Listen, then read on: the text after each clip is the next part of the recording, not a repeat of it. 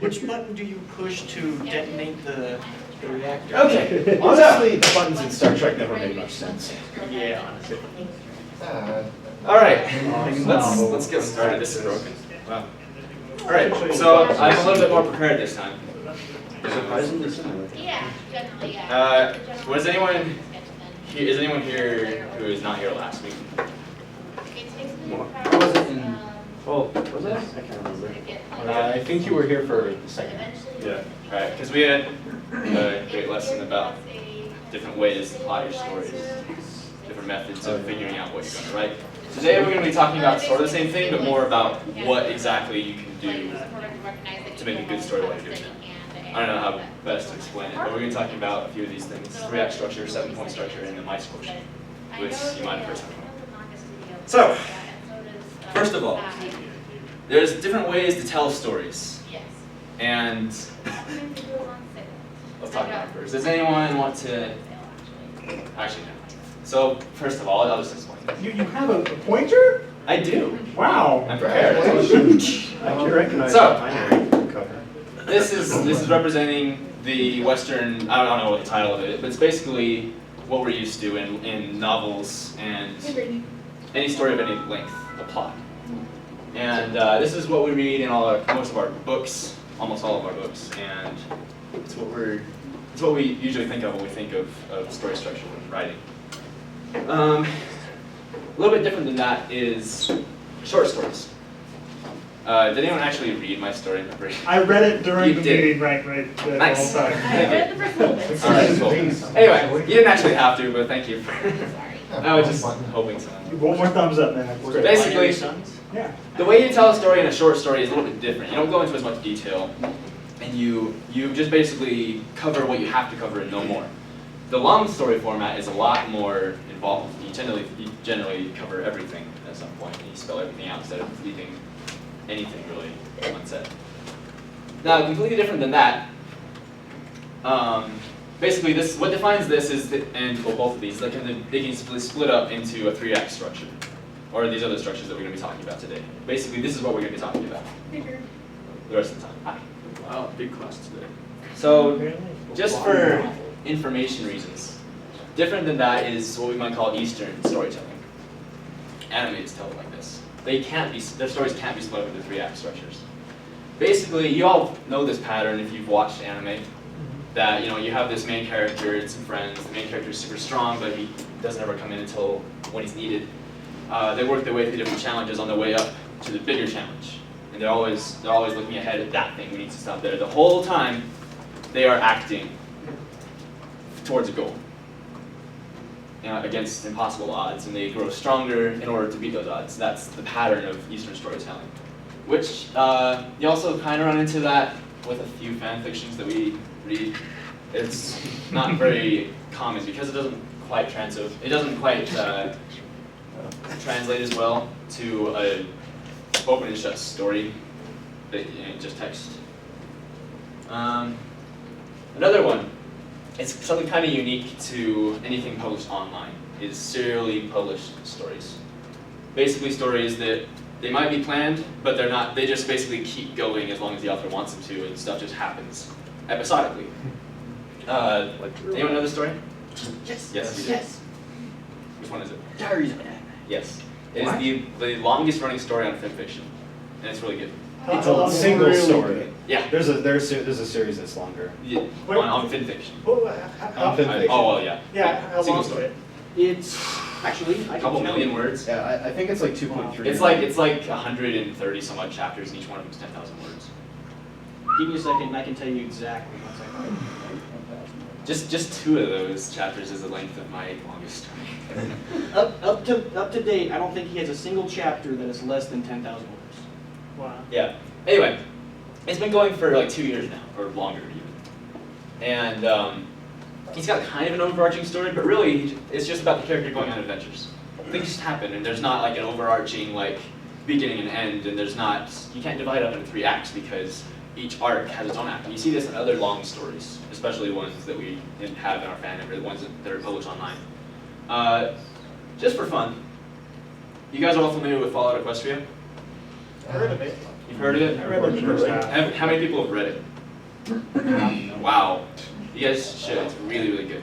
I was convinced. I was convinced for like a year and a half that Brandon Sanderson was the secret writer of it, but then I found out that Kate Kat was a girl. Wait, The author.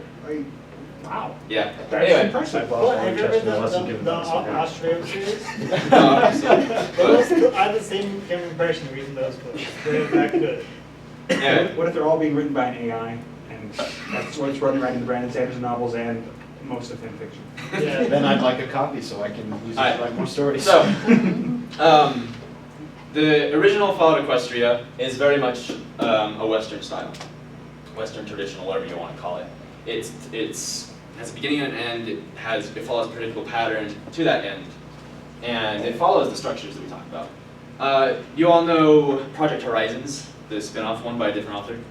It's even longer. Heard of it? It's like twice as long. It's like the Wheel of Time. It's just as good in my opinion. I finished it. That one tells stories more like this.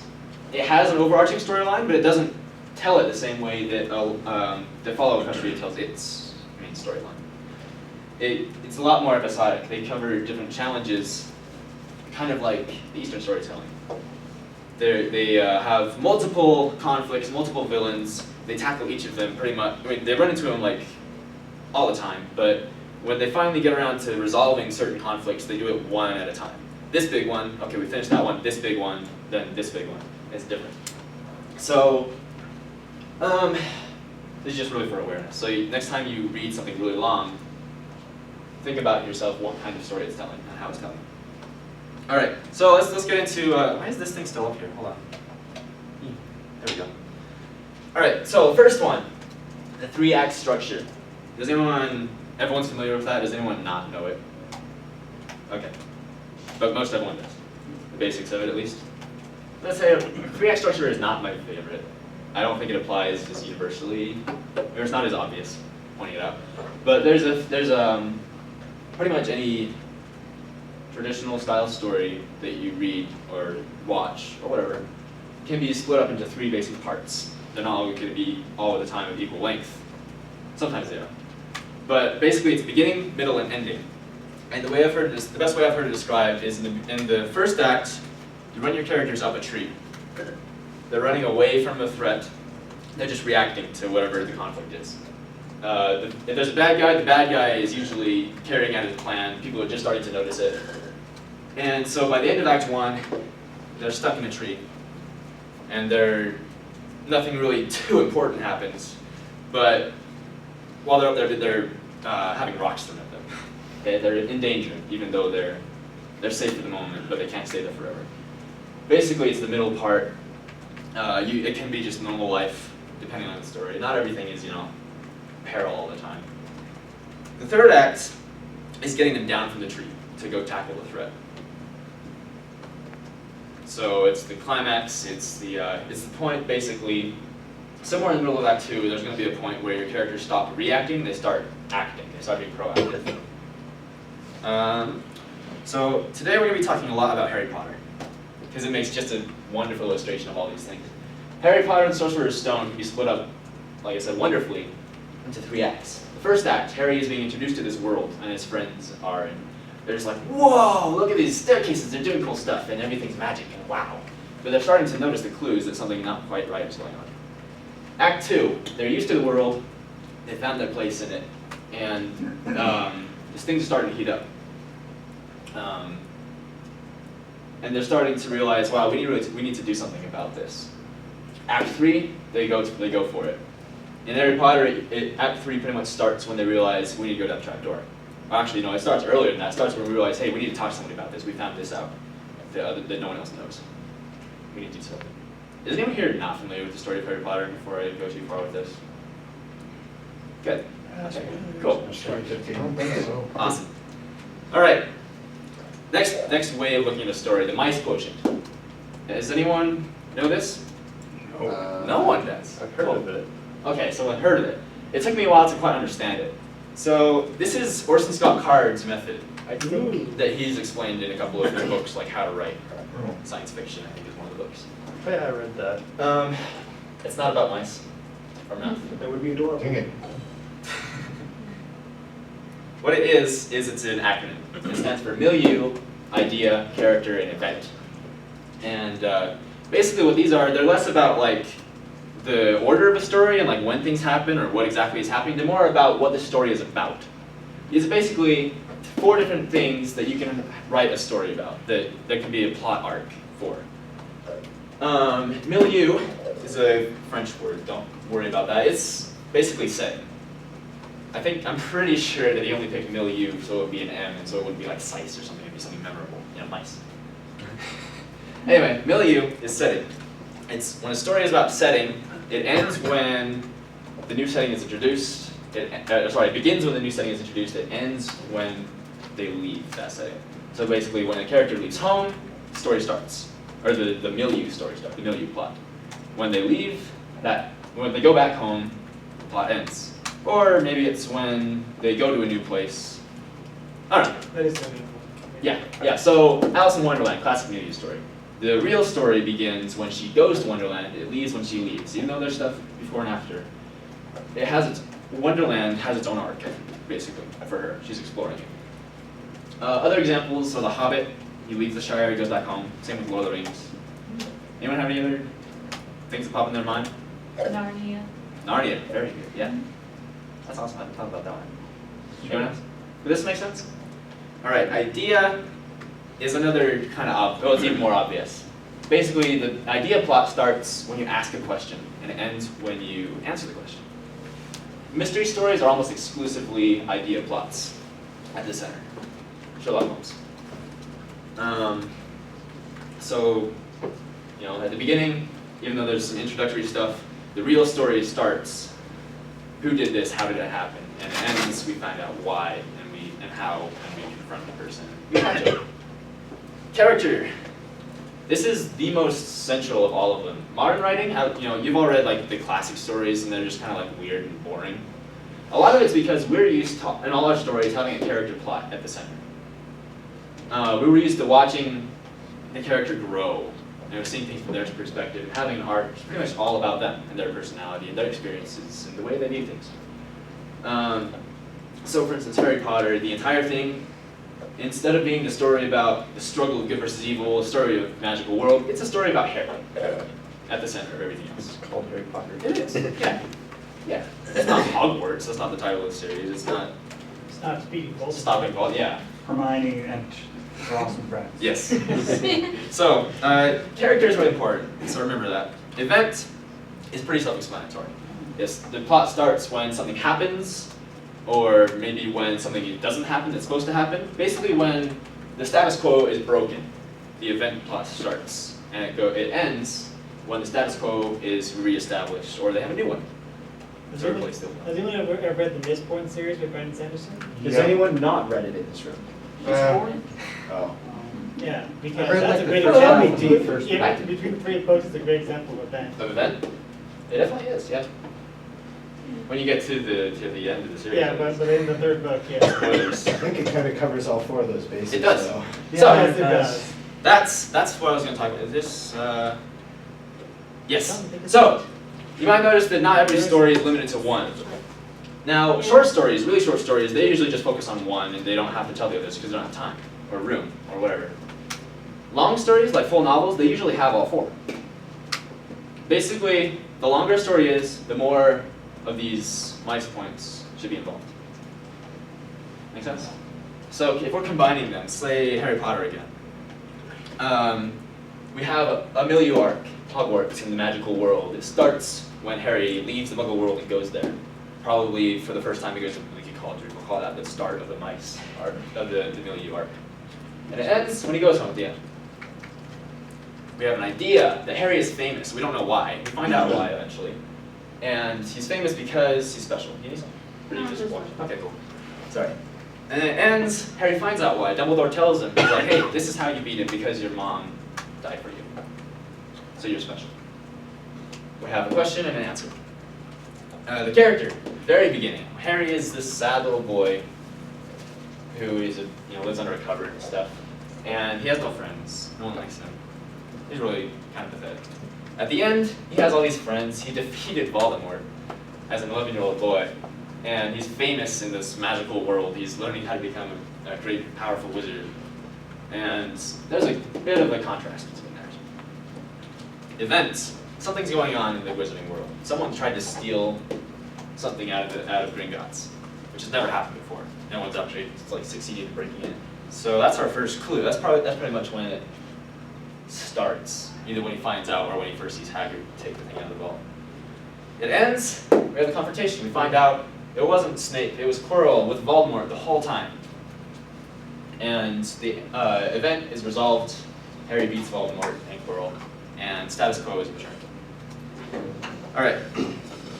Next. So there's a lot of programmers in here, right? Everyone's here at least taken algebra, so you're very familiar with parentheses and the way that they open and close with each other. Now, mice quotient. The 4 different plots that any given novel usually has, they work a lot like that. So, basically, whatever you open with first is the central plot of your story. Harry Potter opens with the character plot. By this logic of the parenthetical whatever plots, that's the one you have to end with after you've ended everything else. Whatever order you open them in, you have to close them in reverse order. And this isn't like you have to. This is basically what makes the most sense to the reader. Anything else, and that'll leave the reader like, why? I don't know. It is tone down the importance of what needs to be important and what they've considered important all along, and it'll leave them kind of confused. So, Harry Potter. We open with introducing Harry and his struggles, not counting the prologue. He finds out about the wizarding world, opens up the milieu. He finds out that he's famous in the wizarding world. And he finds out something's going on in the wizarding world, in that order. In reverse order, Harry defeats Voldemort, finds out why he defeated Voldemort. As he's leaving, he resolved everything about his character for the book. Now, the ends can be a little bit blurry because things kind of happen simultaneously. And some of these opening and closings can be less single events than like scenes. Like this whole scene of him leaving. Because we don't actually see him go home, in the movie at least. I don't even think we do in the book, I don't remember. But basically this whole scene, this symbolizes him leaving this world and going back, and that's what they're talking about. Anyway, so there's a little bit of room for blurriness here. You don't have to do it exactly like this, but this is just something to keep in mind while you're writing. This is basically the formula that will give you the most success with your readers understanding what's going on. All right, let's move on. The 7-point story structure. Did anyone know this one? No one? Awesome. Okay, so this is something that Dan Wells, you know Dan Wells from Writing Excuses? Yeah. All right, he's basically the one that's known for this. Except it's a screenwriting technique thing that has been used for a long time. That he picked it up from a role-playing game guide about how to tell a good story. And he's like, wow, this is awesome, I'm going to use this in my books. And he did a whole YouTube series. You can look up Dan Wells' 7-point story structure. And he explains this in great detail. I'm going to summarize it, basically. Basically, it splits up a story kind of like a 3-act structure does, but instead of sections of your story, it's different events that are key to the plot. These 7 ones. The hook, well actually before the hook, there's actually a secret 8th one. But it's not listed here because it's not always there. It's the prologue. Secrets. Oh. It's not really secret, but it's not listed with a 7. It's the 8th one that comes before. It's the prologue. Does anyone know what the purpose of a prologue is? Yeah? Kind of a way to set things up before actually beginning the story. Mm-hmm. Yeah. I think actually the biggest thing it does is create suspense. It does. Because if you don't have a prologue, then it's like, all right, why am I caring about some random, orphan that has all this going on? But with the prologue, it's like, oh, what's this mysterious story behind him, and who is this person that put him there? And it creates a lot of, interest in the future. That's true. Yes. I've written like an idea story before, and I just basically set up with a prologue was to be like, this is the central idea, and kind of use Yeah. that. Okay. So those are all good points. Now, almost every story you read or watch, you're going to know something about it beforehand. You know basically what it's about, what you can expect, whether it's going to be action, whether it's going to be magic, whether it's going to be sci-fi stuff. you've read the description, you've probably heard stuff about it, whether it's good or not. You know what, you go into it knowing what to expect. With pretty much everything you come across as a story. The prologue, the real purpose of a prologue, is to give you a taste of what you're expecting before we actually get into it. Now, Harry Potter, number one, you're expecting magic and all this fun stuff. You don't actually get that for the first half hour or so. You get Harry at home with his aunt and uncle, and you don't really get what you're expecting for a long time. So we have this prologue to say, hey, these are wizards and witches. They're practicing magic. You get to see them do it, and they talk about the crazy stuff that happens, that has happened, and how it's going to be important later. And it gives you a quick taste to say, hey, yeah, well, everything you expected is actually going to happen. Don't worry. That's basically what a prologue is for. Anyone, you all know Game of Thrones. Has anyone actually read the books? Yes. I read the first. Yeah. I haven't. You know, I was gonna say, Up to Goblet of Fire. does anyone remember the prologue from the first book? Isn't that over the wall? I don't remember. I haven't actually read it. I'm This is pretty what- sure that the prologue takes place with some random night or watch people over the wall. Okay, something. I remember something. Someone said something about an ice monster. Does that sound familiar? Yeah, there is one of the others. Okay. Now, that's the example that Dan Wells uses when in his explanation is the ice monster prologue. Basically, for the Game of Thrones, it's saying, hey, you're not going to see it for a long time, but there will eventually be magic and monsters and all this fun stuff. It's a fantasy setting. It's not just historical. Another good example of that is the Aragon series. Mhm. Yes. Yeah, because in the very first book, it set it up with this big magic sword fight, ambush thing, then it goes to Yep. There you go. All examples of what the prologue is for. So not every story has to have one. If your story is shorter, if there's not going to be much difference between the first section and what's going to be happening later on that your readers want to read, then you don't really need a prologue. A prologue can also be used to give crucial information, but you'll notice that with a lot of prologues, they don't actually say anything that you wouldn't figure out in the first act anyway. Yeah. I will note that at least part of the reason for that is I've heard multiple times from like actual authors that apparently lots of people just skip prologues and don't read them at all. So never really want to put anything too important in there because otherwise these crazy people who don't read prologues for whatever reason won't know what's in there. I say punish them for skipping it. Yeah. Another thing to avoid in the prologue is just doing it because it's expected, or doing it too prologue. Does that make sense? Pretty much every prologue, you kind of know what to expect when you're reading a prologue. You know what it's going to be like. It's because a lot of prologues are pretty much the same thing. And that's not basically, make sure you know what your prologue is for, and don't just put it in because you think you have to, or because you think you want to. All right. So after the prologue comes the actual beginning of the story, the hook. For instance, after the space battle in Star Wars, you meet Luke, who the story is actually about. Let's see. Star Wars is another great example of a prologue then. All right, so we meet our character. The mice thing is opened up. The hook is basically what our starting point is, and it's basically an exact opposite of the resolution. And the 7-point story structure is basically the story of how we get from this point to this point, and what happens to change things. So we meet Harry, we know his situation, that's our hook. We go into plot turn 1, which is basically when the world is flipped. Plot is turned from where it was heading, and we realize, wow, we are going in this direction. Hagrid shows up after all the letters and stuff, and realizes, hey, and says, "You're a wizard, Harry." Yeah, that's our plot. It's kind of big for him. He was not expecting that. That's really at the point we realize we've got a story. We've got something going on worth reading or watching for the next hour or month or however long you take to read things. All right, plot turn 1 leads into pinch 1. Okay, we've got to this new world. We've got a new situation, but things aren't quite right here. Something bad happens. Think of the pinch is basically where whoever our characters, this is where they first exercise whatever it is that's going to let them win in the end. Basically think of it as a trial run for the resolution, for the climax. This is where he first has to use they have to use their teamwork, their wizarding skills, his acrobatic skills, to beat something. And it's huge, and it brings them together. And the pinch leads you, it gives the characters the strength they need to get to the midpoint. Now the midpoint is really, really important. This is the point where the character switches from being reactive to acting, to be proactive. So this whole time, whatever the conflict is, it's been running the show, and the character's just been reacting to it. From this point on, the characters start making their own decisions and working towards a goal. This is usually when they set that goal and they make that decision. Harry finds out Voldemort's trying to get the stone. I need to do something about this. At first it's talk to Dumbledore, and he realizes we can't do that. I've got to do something about this myself. Okay, after the midpoint, pinch 2, we're working towards our goal, but there's something in the way.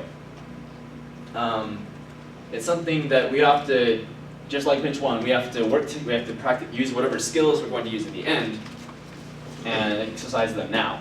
This is basically what lets the reader or the watcher, the viewer, know that whatever happened in pinch 1 isn't just an isolated incident. This is something that the characters can repeat. This is a skill they have. It wasn't just a fluke. Our characters are actually competent, even though they run into problems. After that, we're getting towards the end. Plot turn 2. This is where the character has another big revelation, kind of like plot turn 1, but this is basically, think of this as I have the power within me. That's the moment. It's the power within me moment. It's when the character realizes, wow, this isn't, to beat this, it's not going to be quite the same as it was in the pinches.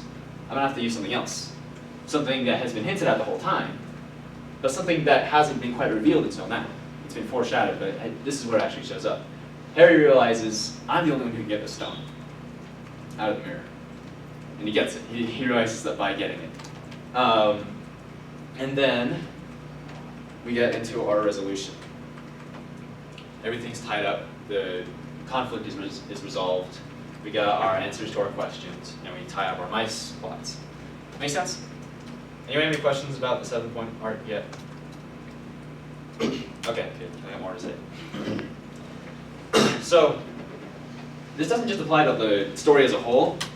What's great about the 7-point arc is that you can actually, the 7-point structure, is you can have tons of them going on in the story at once for different arcs.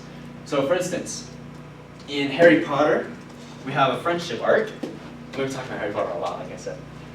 About him meeting his friends, then becoming friends after going through trials together, and they work together to overcome their problems. They are friends. And if you were to look at this and analyze it very closely, you'd find that there is an entire 7-point arc with a pinch and a plot turn. Yes? If Hogwarts is a magical place and they have friendships there, could you say that? Well, there's an entire Slytherin house where there's no friendship at all. So it's at least 3/4 friendship. That's the Slytherin house is an anti-friendship zone, Yeah. just down in there. We don't talk about such No, things. in Ravenclaw, it's knowledge is Evil magic. places. All right, Harry Potter also has a Knowledge family power. arc where Harry is finding out about his heritage, his parents. He finds out your parents were magical, and it wasn't like we've taught you your whole life. They died because of this, and that's our plot turn 1 for the family arc. We have this other thing. He finds out he's like his dad. He's on the Quidditch team. He may not be actually a secret, but they were both on the Quidditch team. And then he gets tied up later on. This isn't when he gets tied up, but you can see that there's a whole arc about his family, and it can be explained just like the other one, and just like the main story. It can be explained with a 7-point structure. There's an entire mystery arc that we've talked about a little bit already that goes through them suspecting Snape and doing all these things. Yeah, this is my favorite. That's not a limit, it's a swagger. That's my swagger, Potter. It must be cruel. That's a good impression. Yeah, and then there's a plot turn 2 and we realize Snape is not the one. Anyway. Snape basically has his own arc in the Okay, series. so let's talk about the story structures of 7-point story structures. They can work together differently than the mice ones. So the mice mean, parenthetical thing. 7-point structures, they kind of overlap, and their points tend to cause each other. There's a lot of interplay between these. So the first thing we have in Harry Potter is the prologue. That's basically the start of the, I don't know, it's the start of one arc. I don't know which one you want to call it. But it introduces us to a lot of concepts. And it starts on. After that, we meet Harry, and we get his character arc finally started. After that, Harry starts getting his letters. he finds out all this stuff about magic and stuff. We start with mystery arc after that when he's getting ready to go to school. And these things happen in order. You can kind of see that they lead into each other a lot if you think about, I mean, I don't really have time to really explain in detail. But the different events that happen in Harry Potter, or any story, they tend to cause other events and other or other plot lines. So because he is going to Hogwarts and getting ready, he finds out about the mystery. It leads directly into that storyline. It starts that one going. And it likewise, we keep going from there, and we find out stuff, and we get to the end. Alright, so this is just kind of an example. I can't really go into detail like I said. I wish I could, but I don't have that kind of time. Alright, so what's great about these three ways of looking at stories is you can use all of them at once. So we have, first of all, we have a reactive half of the story and a proactive half. They don't actually have to be exactly half, of course, but that's basically the way you split it. You can split from there into Act 1, Act 2, and Act 3. You can use the 7-point structure at the same time, and you can also look at your mice quotient. Now this is basically what we're talking about is how to outline if you're an outliner and you go through and plan everything out from the beginning. But these are also things you can keep in mind if you're a discovery writer, you're just writing as you go along, or if you're somewhere in between. Just remember as you're writing that at some point, these things need to happen, and that means I have to prepare for them to the beginning. All right, any questions? No? Awesome. Okay, so let's talk about how you put together a story from scratch in this 7-point structure. Because there's kind of an order to it. And it's not just from beginning to end. This is the coolest thing about the 7-point thing, is that you can use this to construct like a really sound storyline in seconds. And what you start with is the end. Basically, you say, what do I want okay, I've got maybe some characters lined out, maybe a setting. I want to figure out what I want them to be at the end. In my fan fiction, I want my OC at the end to be an Alicorn and to save the day. Okay? No. From there, we have our end. We can make our delete hook. your document and come up with a new story. From that, Hey, it's better that they end end as an Alicorn instead of start as an Alicorn. That's true. Just don't write any sequels. Oh, this is the wrong color. Oh well. We can derive our hook, our beginning. We basically want to start from that point, that situation. We want to start as far away from that as we possibly can. Usually the opposite even. So if he's an Alicorn now, we want him to be as weak and boring as Inept. Tom the Rock. yeah. What if he literally is Sean the Rock? Yes. Let's start that off with the Let's story. put it. Yeah, Tom the Guardian of Mirror Pond. He becomes We'll make that story. idiot. By the end, he becomes an Alicorn with a duty. I kind of like, okay, so Tom, Guardian of the Mirror Pole. That's how we're starting. Sounds like something out of the shipwreck folder. All right. So basically, what we need after Can't this, turn Tom into an after this, is Master of volcanoes. we need a midpoint to get us from beginning to end. At some point, we need him to stop being a rock and start being something closer to an Alicorn. If that's the middle of the story, then It doesn't have to be the exact middle, though. This is basically, it's just the middle of the plot. It doesn't have to be the middle of the length. good. But, this could be much closer to the beginning, it could be towards the end. I want the first 5 chapters of the story to be Tom as a rock doing rock things. Now, basically, the midpoint is the big turning point. All of the We have the questions plot society turns has as as little well. turning points between those Continues to that lead you to the next one. So we have him becoming from a rock to this change. We need a plot turn to make that. Something has to be revealed that could be the cause of him changing. He's Discord's brother. No, here's what happens. Yeah. Maud and Rarity get in a fight over Tom, and it's revealed. Okay.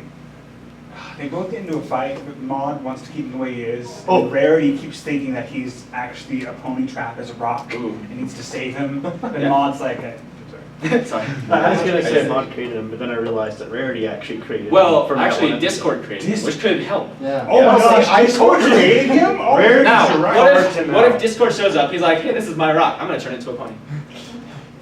At some point, we have to have something that leads us from This is the my beginning plot. to I that wouldn't write point. it. When that's what we call Someone write this. our plot turn. And that's when the romance subplot. Now the same thing happens. The same thing happens after the midpoint. We have to have a plot turn that takes us towards the end, towards him being an Alicorn in charge of something.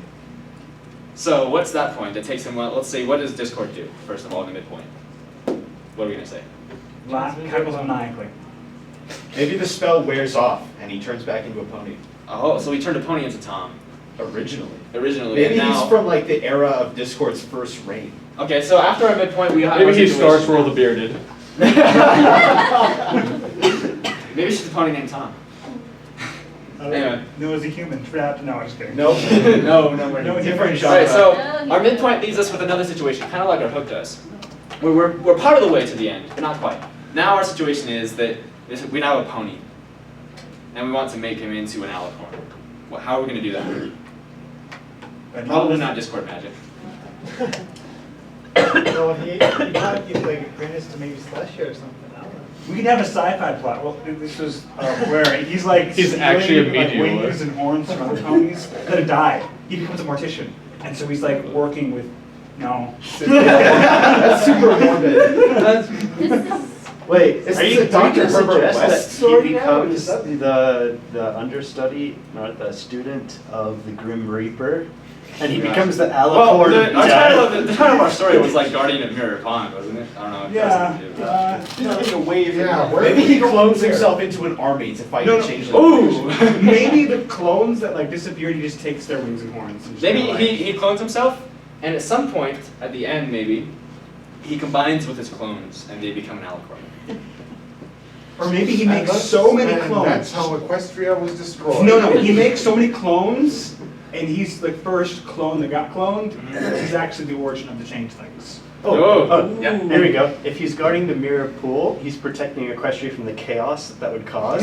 So what if he is the Alicorn of the Sentinels, like protecting Equestria from chaos? Alright, so basically these are our, whatever they happen to be, we have. Golem. You understand how these work with each other, these points, these plot turns and these midpoints and ends and stuff. So after that, we also need our pinches. Now pinches are basically what test us and what lead us to need a choice in the first place, to need a turn, a plot turn or a midpoint or whatever. So we have pinches. Something happens, say, when he's still a rock, and before Discord shows up. Actually, no, after Discord shows up. Some pinch has to happen that leads to Discord turning him back into a pony. What's that pinch?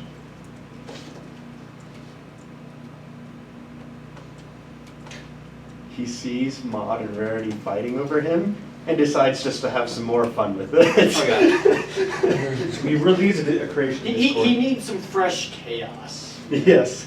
So when he sees them fighting over it, he wants to make it more interesting. Maybe Discord has something to do with the mirror pool he needs to get through, and he realizes, hey, this rock used to be a pony that I turned into a rock. I'm gonna change it just to mess with. Maybe someone else is involved, probably. Someone's trying to get to the mirror pool. Maybe Discord tries to stop him and tells the pony that he turns to the rock and says, hey, your job is to protect the mirror pool. I don't know. Anyway, so that's an example of a pinch, kind of. It's less. It doesn't always have to be a conflict, even. It's just something that leads to a choice, a need for a choice, really. All right. So, and they also have something to do with both of the pinches. Have something to do with the resolution, with the final climax. And so, if our pinch is that there's a need for a live, active defender of the mirror pawn, that Discord thinks we need one, then maybe that has something to do with what happens at the end. Maybe Sombras wants to clone himself. Maybe. Or maybe he ends up having to protect it from Discord. And maybe that's why he needs Alicorn powers. No, what if? Oh, no. Sorry. That'd be crazy though, Discord Yeah. clones. Well, that would be crazy. Holy shoot. Alright, so that makes sense, right? So this is how the points work with each other and how you can create a story with that. We just took an idea. We wanted to make an Alicorn out of something. And then we decided we wanted to make it from Tom. We wanted to turn Tom into an Alicorn. And we figured out a way to actually make it work, more or less. But anyway, with some extra thought, we can actually make this into an actual story. This is what this 7-point structure is for. Okay? ending first. Keep that in mind. Make sure you have one in your mind. All right. Some other things to keep in mind, important things in any story. Crises, whatever however they're spelled. I don't know if spell check actually works in this program, but it likes crises. So, anyway. These happen in every story. There's something important going on. Let's stop with Harry Potter. Let's move on to Lord of the Rings.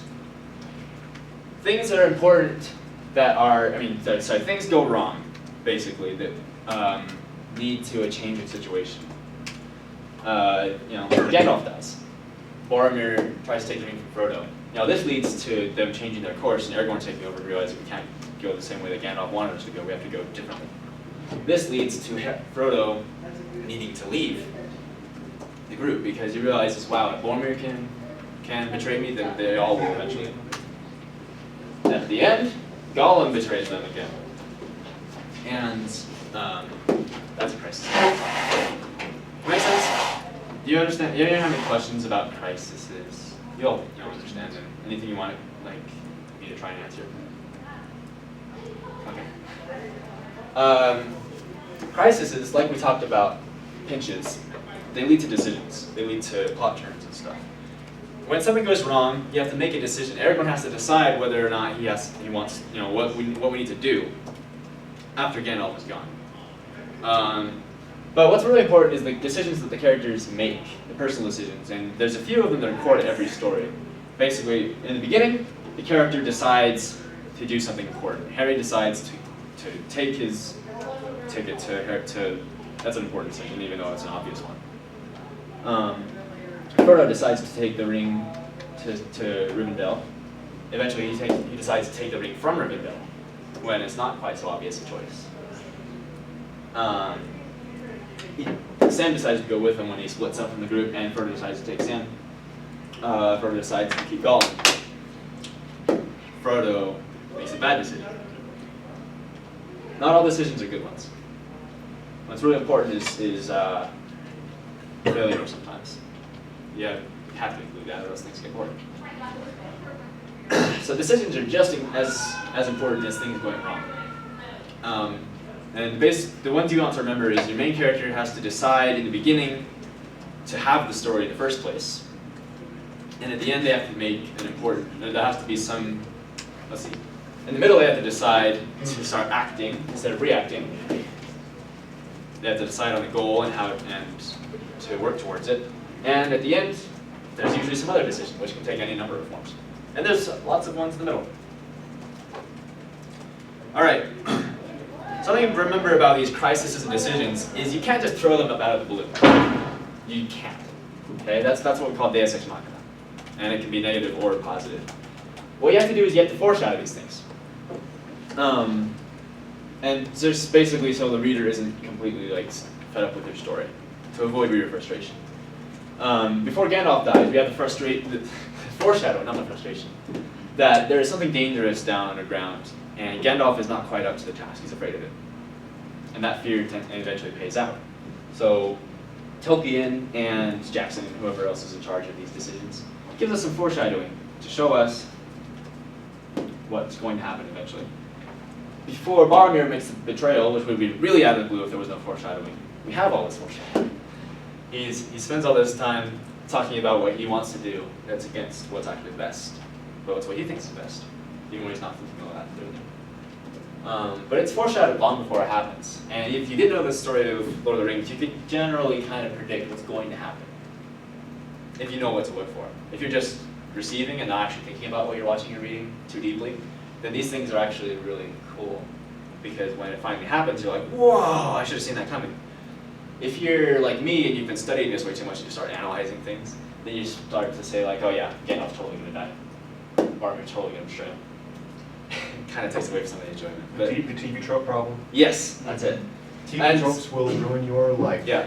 It also enhances your life, though. It's so wonderful. It's a good life. And the last part of the story, movie or book, whatever, Return of the King, is not really told as a prologue in the book, but in the movie we have this prologue of the origin of Gollum, because he's kind of important to the events of the story. we have what happens in the prologue, and prologues are great for foreshadowing, by the way. What happens is that he betrays his cousin, just out of the blue, for no real reason, for this stupid ring. Which shows that it's really important to him, and he's willing to kill for it.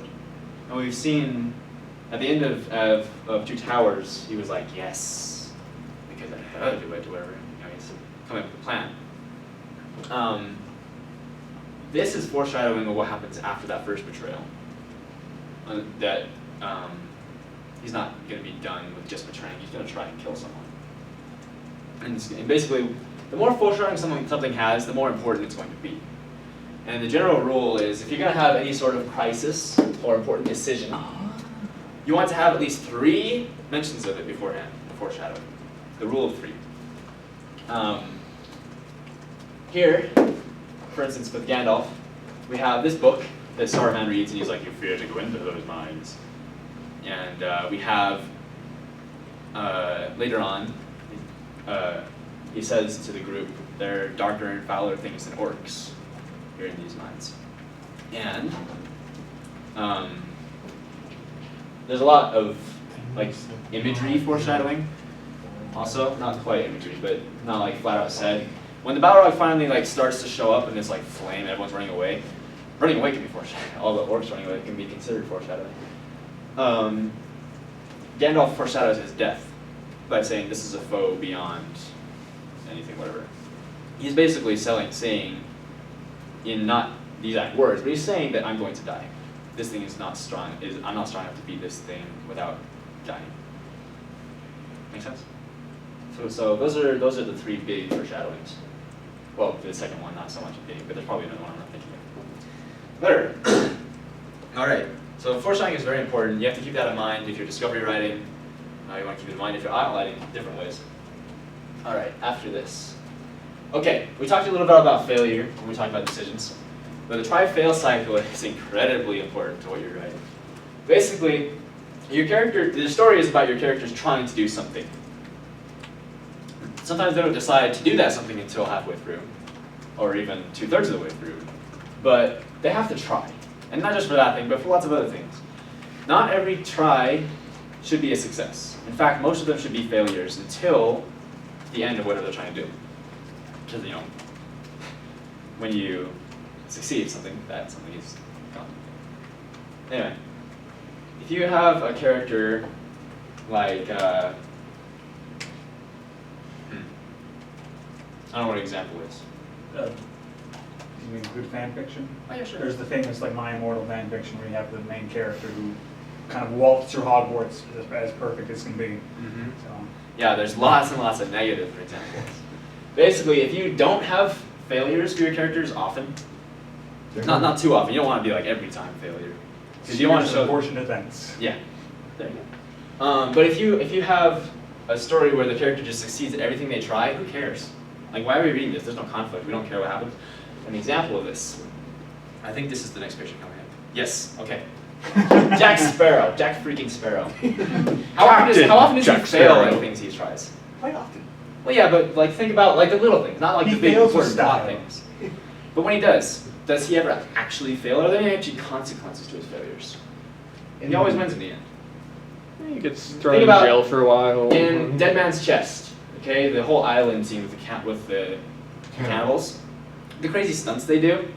I mean, you've seen? You guys know Everything Wrong with so and so? Yes. CinemaSins? Yeah. Yes. CinemaSins. Have you seen the one for Dead Man's Chest? No. No. That's one that I was like so much yes, because it was him and he got like flipped over a cliff with the pole on his back and he just lands perfectly on the cliff, and it's like, okay, completely improbable. But what the guy said is, okay, it's things like this that make me not care about the characters. Okay, if he's not actually in danger, if every little danger he's in is resolved immediately by like fate, just like accidentally surviving all these things, it makes moments like this when he's being chased by an army of cannibals who are planning to eat him alive, probably. We don't care for him. We're not scared for him because we've seen him in all sorts of dangerous situations that he gets out of with no I effort understand whatsoever. laughing at his misfortune. Pretty much, yeah. This is an example from something else, but if any of you have played the new reboot of the Tomb Raider series, the first game has an excellent sense of the difficulty, like achievement versus the consequences of actions. Like the main character is beat up and she like gets frostbite and shot, and anytime something bad happens, she has to pay for it, and it's a long time in the game before you actually like fight someone for the first time, and it's a major accomplishment when you do.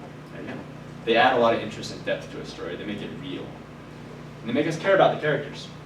And contrary to this, we have Indiana Jones from the actual movies. He has trial fail cycles all the time, and when he fails, it actually has consequences. Even though he works his way out eventually, it's not the same way that he does.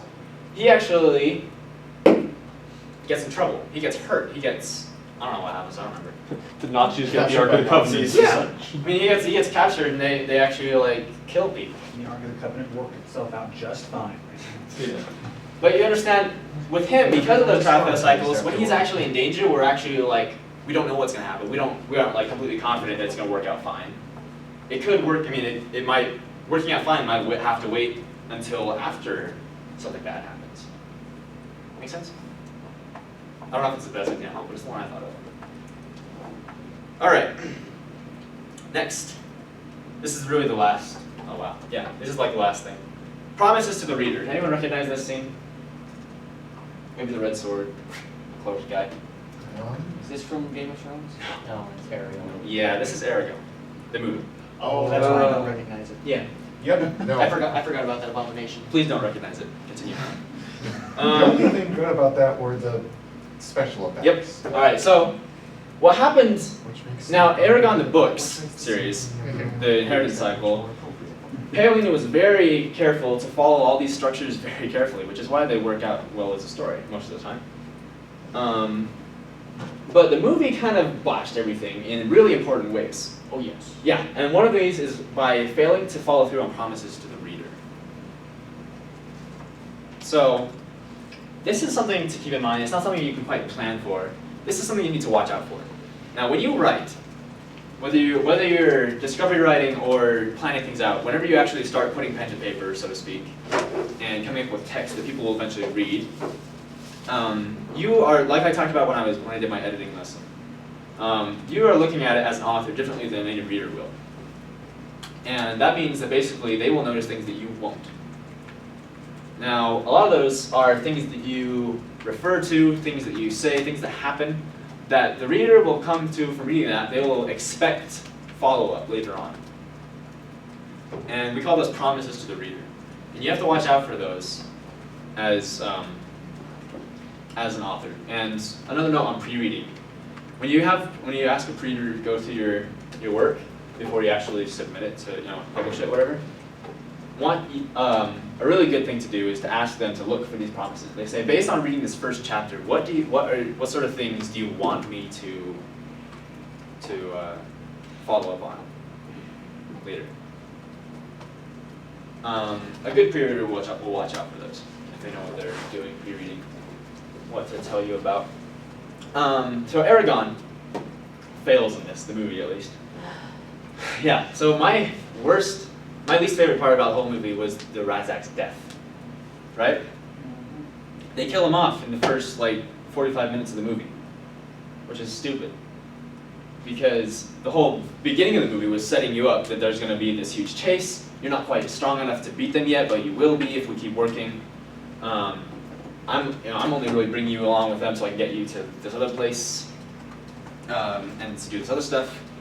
But the Razak and confronting them was set up to be this huge thing in both the movie and the books.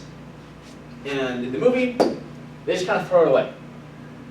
It's like we watched this whole thing. We're expecting later on a confrontation when Aragon has progressed enough that he's ready to fight them, and it'll be important. But instead, he just learns magic, and he uses. He finds out what magic is. He learns a few words, and he uses the plant word to take a vine and strangle one of the Razak. It's like, I don't know where this sudden skill came from. I mean, I don't know. They didn't set up this as an answer to a promise. They just said they got it out of the way. This is what you want to avoid. Anyone have any questions?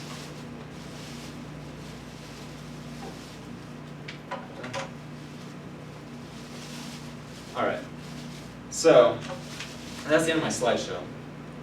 I was gonna have a whole another slide where we look at Harry Potter 2 and analyze it with all these things. But that would have taken a long time. We have like 5 minutes.